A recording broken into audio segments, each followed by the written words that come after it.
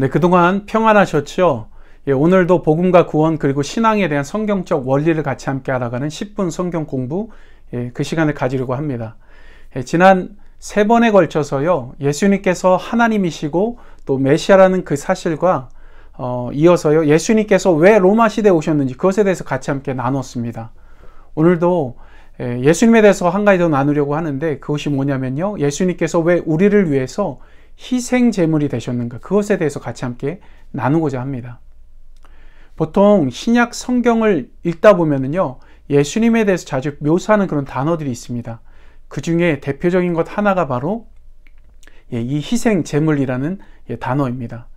그럼 이렇게 예수님을 희생 제물로 묘사하는 그 이유가 무엇이겠습니까? 사실 이것에 대한 정확한 답을 찾으려면은 구약 성경부터 우리가 잘 살펴봐야 하는데요.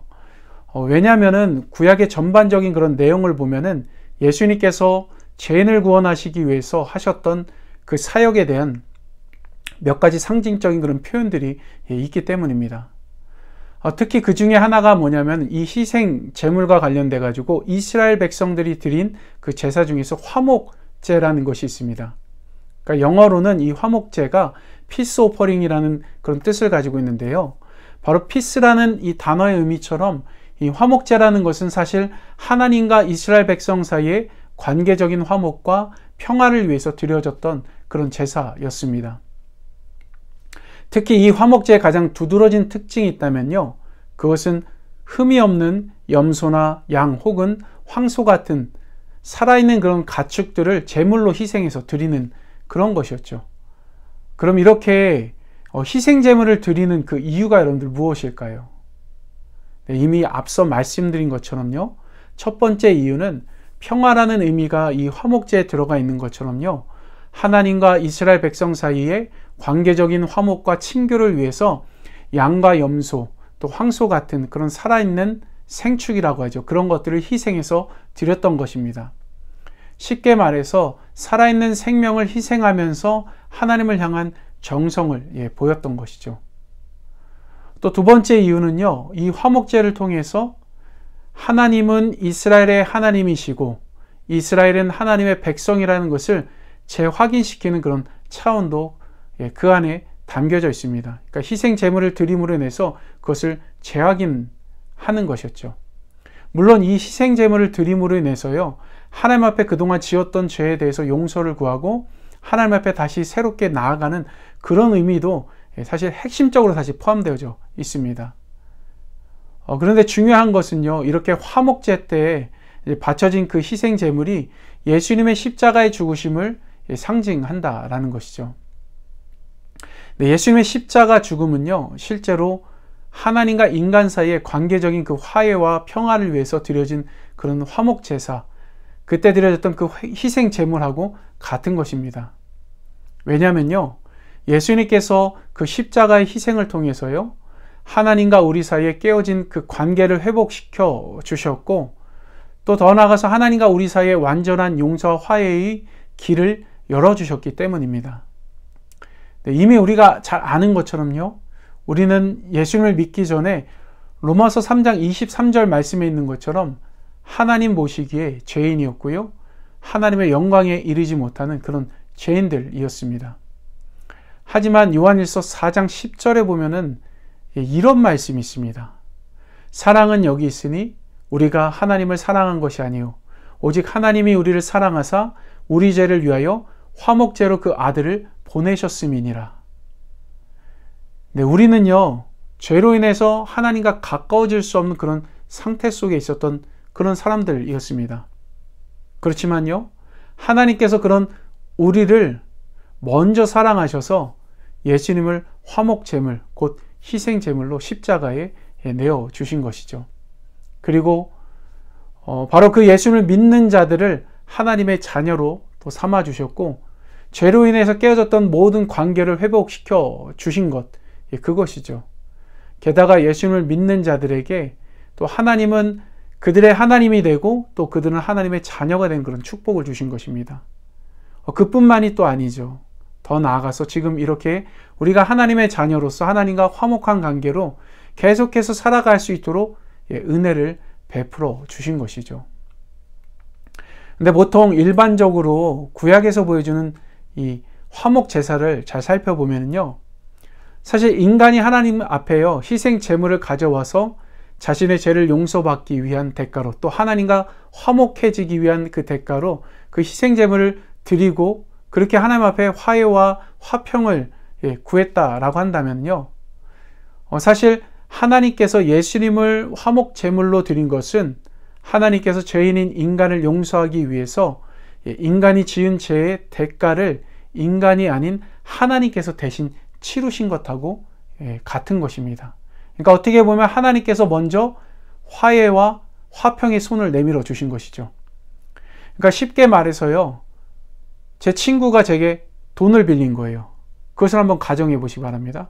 근데 그 친구가 도저히 죽을 때까지 노력해도 제게 빌려간 그 원금을 갚을 만한 능력이 없는 것이죠.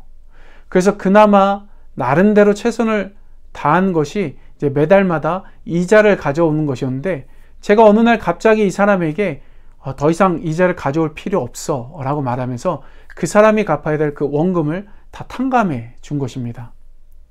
그렇다고 한다면요, 저는 이 사람을 위해서, 이 친구를 위해서 어떤 대가를 지불한 것입니까? 바로 그 사람이 치루어야 할 원금만큼의 대가를 치른 것이죠. 근데 그 대가는요, 저의 입장에서 보면은 그 사람을 위해서 제 것을 희생한 것하고도 같은 것입니다. 물론 이것으로요, 예수님의 희생을 다 표현할 수 없습니다.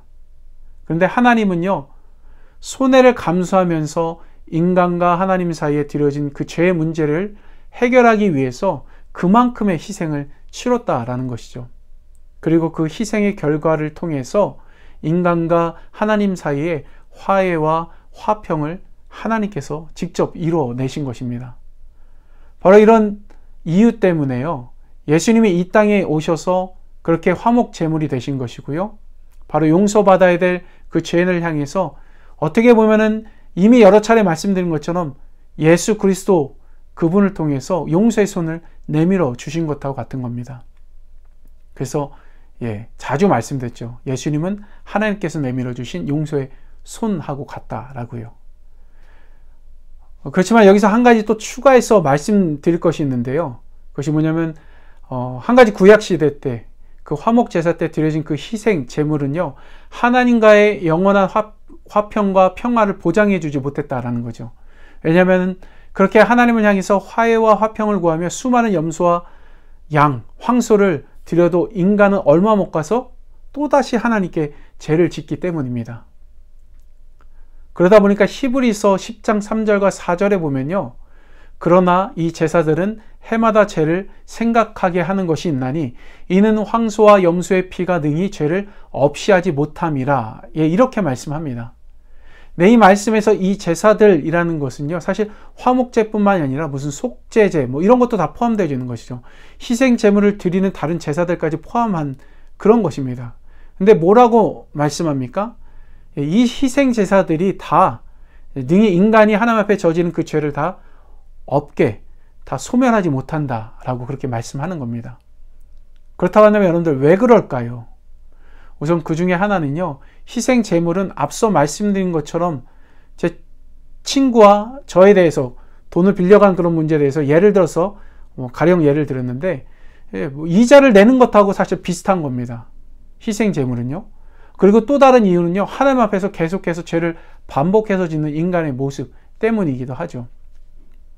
근데 가장 중요한 이유는 마치 빛을 탕감해 줄 권한이 돈을 빌려준 사람에게 있는 것처럼 하나님 앞에서 인간이 죄를 지을 때 그때마다 죄를 용서할 권한은 인간이 가지고 있는 것이 아니라 하나님께 있기 때문입니다. 한마디로 하나님이 용서해 주지 않으면 인간은 영원한 죄인일 수밖에 없는 것이죠. 그런데 하나님께서 여러분들 어떻게 하신 것이죠? 진정한 희생 제물, 곧 하나님께서 직접 준비하신 희생 제물이신 그 예수 그리스도, 그분을 통해서 그 일을 이루신 것입니다. 그리고 예수님을 이 땅에 보내셔서 실제로 정말로 단번에 십자가에 들이심으로 다른 희생 제물로도 어쩔 수 없는 모든 인간의 죄를 용서하시고 또 하나님의 자녀로 삼으신 것이죠.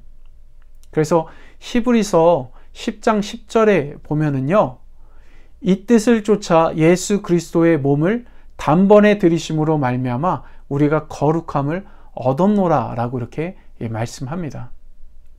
그렇습니다. 예수님의 십자가의 죽음 그 자체는요, 죄로 인해서 더 이상 하나님 앞에 가까이 갈 수 없는 우리 인간에게 있어서 하나님과 죄인인 인간 사이의 화평을 이루기 위한 가장 완벽하고 완전한 화목 제물이면서 또한 화목 제사인 것입니다.